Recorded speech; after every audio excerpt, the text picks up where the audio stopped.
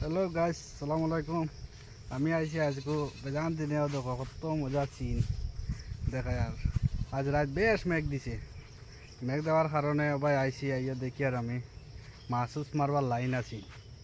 মাছ তো মারবার লাইন আছে, ওইলে কিন্তু আত্মীয়ার নাই মাছ মারবার। তোমরা গাঙ্গর পানি দেখি আর চলো অবাসাও। তোমরা মাছ মারবার হইলে আইয়া আইয়া মাছ মারিয়া নিও। কোনো বাত আছি কে আইবার আও অবাসা মাছ যাইতে দেখায়নি বন্ধর যোগ্যতা দেখো আর কত মজার সিন। অত ভারী ভিডিও বানাইতো দেখাইন।